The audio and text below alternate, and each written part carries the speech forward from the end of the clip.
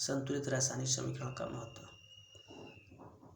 रासायनिक अभिक्रिया के पहले और उसके बाद प्रत्येक तत्व के परमाणु की संख्या ये समान रहती है, इसलिए इसे कंकाली समीकरण को संतुलित करते हैं, जो इसका स्ट्रक्चर होता है, जो ढांचा होता है। तो रासायनिक समीकरण को संतुलित करने के कई चरणबद्ध तरीके हैं, उसको आपको सीखना है। उदाहरण के तौर पर हम ये अभिक्रिया ले लें कि जिंक है, सल्फ्यूरिक एसिड से अभिक्रिया करता है और जिंक सल्फेट बनाता है और हाइड्रोजन बनाता है। तो रासायनिक अभिक्रिया में जो इसका जो ढांचा है, सबसे पहले उसके बाद हम उसके रासायनिक सूत्र लिखते हैं।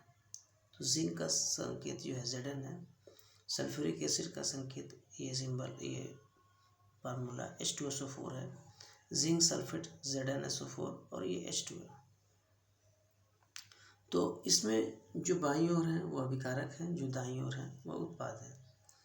दोनों पक्षों में अभिकारक और उत्पाद वही रहते हैं और उनकी संख्या बराबर होती है। तो इसको हम इस तरीके से एक उसका ये सारणी बना लेते हैं। ये देखें, ये मालूम हो जाता है कि किधर क्या है। अब इसमें देखें कि ये जिंक है, हाइड्रोजन है, सल्फर है और ऑक्सीजन है। तो बाईं तरफ आपको एक जिंक मिला और दाईं तरफ भी एक जिंक है। ये बाईं ओर 2 हाइड्रोजन है, इधर भी 2 हाइड्रोजन है, इधर एक सल्फर है, इधर भी एक सल्फर है, इधर 4 ऑक्सीजन है, इधर ये 4 ऑक्सीजन है। इसका मतलब ये समीकरण संतुलित है, इसे संतुलित करने की आवश्यकता नहीं है। अब ऐसी अभिक्रिया लेते हैं जैसे जिसमें जो समीकरण संतुलित न हो, यानी अभिकारक और उत्पाद ये बराबर न हो। देखिए यहाँ पर एक रिएक्शन है, Fe + H2O gives Fe3O4 + H2। तो इसका सबसे पहला तरीका ये है कि जो भी है, जो आपका समीकरण है, समीकरण को हम उसको बॉक्स के अंदर कर लेते हैं। बॉक्स के अंदर करने का उद्देश्य ये होता है कि अब इसके अंदर कोई बदलाव नहीं होगा। जो इनके फार्मूले हैं, जो सूत्र है, उस पर आप संख्या को नहीं लिखेंगे। जो भी लिखेंगे उनके बॉक्स के पहले यहाँ पर लिखेंगे। ये इस तरह से बॉक्स के पहले ही संख्या को लिखकर संतुलित करेंगे। जैसे ऊपर यहाँ पर ये बताया गया कि इस तरीके से अभिकारक और उत्पाद की संख्याओं को लिखते हैं, वही काम देखिए यहाँ पर किया गया। ये देखिए Fe है, इधर 1 है तो Fe 1 है, इधर Fe 3 है तो यहाँ पर 3 लिख दिया गया। हाइड्रोजन 2 है इधर, और ये H2O के साथ देखिए 2 हाइड्रोजन है, और इधर भी हाइड्रोजन 2 है। इधर ऑक्सीजन 1 है, H2O के साथ सिर्फ एक ही ऑक्सीजन है, और इधर ऑक्सीजन 4 है। तो अब इसे संतुलित करना है। तो इसे संतुलित करने का तरीका ये है कि जो भी बदलाव हम करेंगे संख्याओं को संतुलित करने के लिए, वो बॉक्स के पहले रखेंगे। तो अब यहाँ पर ये देखें, स्टेप 3 में ये अगर आयरन को 3 करना है, इस आयरन को देखिए अभिकारक में 3 करना है तो इसके आगे 3 होना चाहिए, यानी यहाँ पर हम 3 लिख देंगे।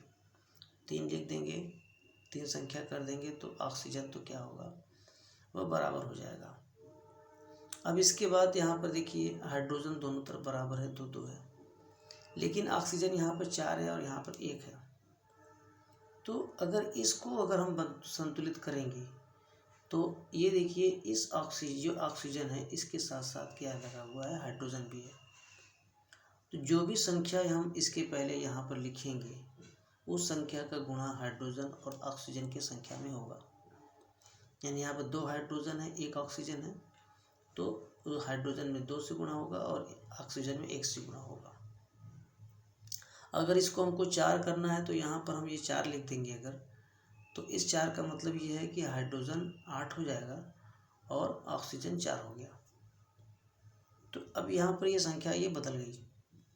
तो जब ये ऐसा करते हैं हम, यानी यहाँ पर इसको संतुलित करने के लिए यहाँ पर अगर हम 4 लिख देते हैं ये जल के पहले, तो हाइड्रोजन 8 हो गया, ऑक्सीजन 4 हो गया, और यहाँ पर हमने ये F3 लिख दिया, ये Fe3 हो गया, ये इधर Fe3 है, बराबर हो गया।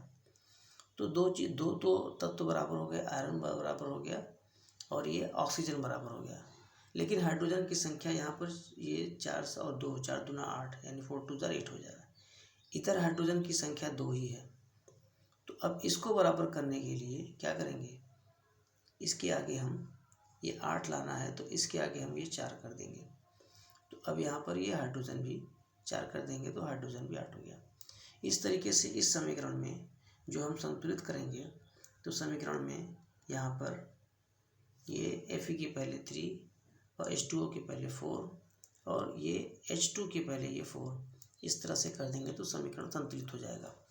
अब आप ध्यान दीजिए कि यहाँ पर 3 Fe है, इधर भी 3 Fe है, दाईं तरफ भी ऑक्सीजन इधर 4 है, इधर भी ऑक्सीजन 4 है, दाईं तरफ भी।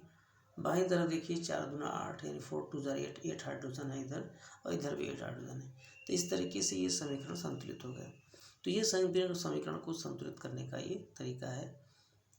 तो इसे देखिएगा और समीकरण को संतुलित करने का प्रयास कीजिएगा। इसमें कोई दिक्कत है तो उसको संपर्क कीजिए, उसके लिए उसका समाधान किया जाएगा।